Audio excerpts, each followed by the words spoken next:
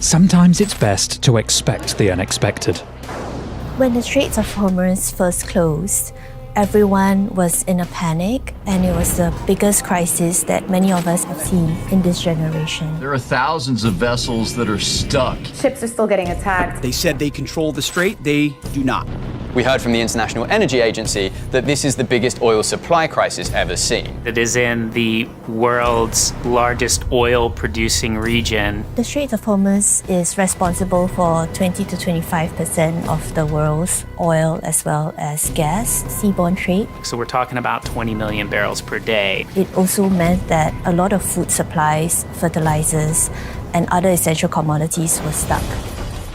Ever since the Iranian Revolution, the 70s, the idea that Hormuz has been important has been known. Through the Strait of Hormuz. But it's always been a back burner issue. Oil prices and shortages were expected to soar. There is worry in the market that there is no end in sight. That knock-on effect really is being felt. People were really wondering how the world would cope with such a disruption. Many of the banks were talking $150 a barrel, $200 a barrel. But then, it didn't happen. Markets barely blinked at some of the challenging headlines coming from the Middle East. The market has been pretty resilient. Although we did see prices top $126 a barrel, many of those worst fears were never materialized. We saw the market adjust to the crisis in somewhat surprising ways. Price response actually shows how resilient markets can be. So how was the biggest energy crisis in a generation so easily swallowed? And does this ability to cope mean the world has reached peak Hormuz?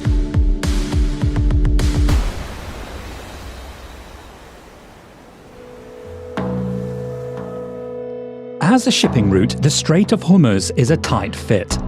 The word strait comes from the Latin strictus, as in drawn tight, almost constricted, which feels especially suitable here. At its narrowest point, it's just 21 miles wide, which is barely 2 Manhattans worth of width.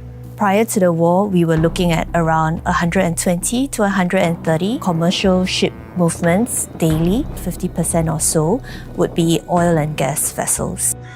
You'll remember a few years ago we had the Ever Given blockage through the Suez Canal, which also hit pretty much every commodity market, but the difference there is you can sail the long way around Africa. Hormuz is a true choke point. The president's saying the strait is completely open. Is it in fact on this Saturday morning? The information is quite fluid at present. Mixed messages, this is the theme of 2026. The stop and start nature of the war makes navigating the strait even more complicated. Logistical dangers and risks remain elevated. One of the first reasons ship owners were cautious about sailing through Hormuz, even after the interim peace deal, was the presence of mines. We are talking about really big oil tankers carrying hundreds of millions of dollars worth of oil. So ship owners and owners of these cargoes were very reluctant to expose their vessels to such risk. It's one story getting ships out of Hormuz, it's another one getting them back in. Many owners will be keen to get their vessels and their crews out of harm's way, but they might think twice about making this decision to send ships back in. How much traffic returns to the strait will affect the future of energy and therefore the global economy. And by taking a look at some of the key factors that prevented the full-blown crisis, we can find clues as to how this could play out. The first factor, and perhaps the most subtly obvious, is that the world was already flush with oil. Roughly 20 million barrels a day were prevented from reaching the market. Existing surplus, strategic national reserves and commercial inventory offset 9 million of that. There was a huge release of global stockpiles. It was coordinated by the IEA, and this added a lot of immediate supplies of oil, something like 400 million barrels of oil that came into the market at short notice from storage tanks all over the world. It was this one-time release that really helped as kind of like a blow-off valve. The US released pretty significant volumes from its strategic reserves. Millions of barrels a day of extra oil gushing out of the US to global markets in order to dampen the price impact, particularly in the West. US exports during this time reached a record. In Europe and in the US, we had the extra disposable income to pay up for marginal barrels where that needed to happen. And that meant that in relative terms, the West has been cushioned from the spike compared to some of the poorer nations, particularly Asian nations that were heavily reliant on Hormuz for their crude flows in the first place. Asia in particular doesn't have big oil fields, Asia has been more and more reliant on the Middle East and also on places like Russia. The crisis highlighted that you can't have a major supply shock in the Middle East and also not have Russian oil. Another cushion was that oil coming from the Middle East never fully stopped flowing. Bypass pipelines made up for another 6 million barrels. Just have oil pipelines, gas pipelines going west. Saudi Arabia was able to basically pipe oil all the way across the country. This had not been tested. It worked and really was a key factor to helping avoid the worst case scenario in terms of the oil market. Same thing with UAE, can currently do about 1.5 million barrels per day. By the end of 2027, they're going to have that up to 3 million barrels per day. The piped oil lent two ports greater importance: Fujairah, used by the Emirates, and the Saudi port of Yanbu on the Red Sea. The upshot is, in aggregate, if all the pipeline workarounds work at their maximum, you won't necessarily need as many ships to go through Hormuz in the long term, and in the even longer term, you're potentially seeing more pipelines being built to avoid Hormuz in general. Perhaps the most unexpected force mitigating the crisis has been the actions of one country: China. The biggest reason oil prices haven't spiked in the way people thought is really China. China has cut its oil imports in a way that many people thought wasn't possible, or certainly wouldn't have predicted at the outset of the war. We're talking 4 or 5 million barrels a day of reduced crude imports to the lowest level in about 8 years. That is a massive leveler for the global oil market.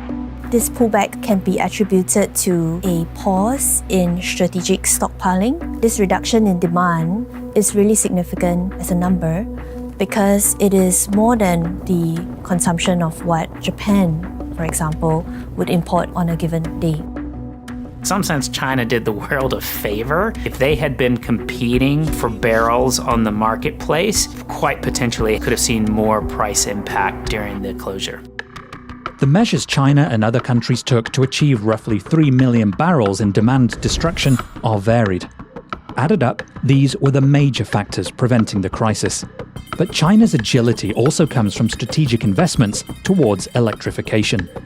China is a leading market for electric vehicles. It's not like they had a whole bunch of electric vehicles just sitting in parking lots and suddenly this crisis came on and everyone switched to EVs. They've been rapidly adopting EVs in their economy. More on this in a moment. I feel like a pawn in a big game of chess. Uncover more at Bloomberg.com/videos. There's more under China's economic hood. Something like 90% of the world's solar equipment comes from China. In the first few months following the conflict, we've seen solar exports from China ramp up quite quickly. You can see that surge here, with other Asian countries, Europe and Africa leading the way. Although exports to other regions seem small, when viewing the world average, the wartime spike is significant. However, for those optimistic problems with the strait could usher in the age of renewables, realities on the ground indicate otherwise. Solar and oil don't really compete with each other because very little oil is used in the power sector. This combination of energy sources is what keeps the lights on, both literally and figuratively, and it's dominated by coal and natural gas. The innovation of liquefied natural gas is lending this resource increased importance. The LNG market is highly concentrated, with the US, Qatar, Australia and Russia making up 70% of the global supply. The US recently became the world's largest LNG exporter. Right there, neck and neck with it, is Qatar. Some of their facilities were actually damaged in the conflict. Qatar has announced plans to expand natural gas infrastructure, which could lead to them regaining the title of biggest LNG supplier. All of that will take time, but it's another indication that the Strait of Hormuz will remain a critical pathway, even if fees become part of the equation. Some vessels have been charged up to $2 million just to make it through. The Strait of Hormuz has to be open, their freedom of navigation has to be respected. The key question in the medium to long term is what the policing of Hormuz looks like. Will we have tolling arrangement? There's an argument to be made that Iran's control over Hormuz might not be the same as it was, but its ability to shut Hormuz at a moment's notice will now never be forgotten. I think Iran potentially plays a more meaningful role in the oil market, assuming there is a peace agreement that allows them to boost their own production and exports. Many of these Middle Eastern producers are among the lowest cost producers in the world, which gives them a natural advantage and which makes them still very attractive and important suppliers to global refiners. So the answer to whether the world has reached peak Hormuz is an incredibly complicated one. Markets adapted quickly, absorbing shock and fending off price extremes. But it's safe to say that most nations will be making a plan B. Even though the waterway will continue to be vital, people have learned some lessons from this crisis. The critical things of a peak Hormuz world are redundancy and resiliency and investment in alternatives.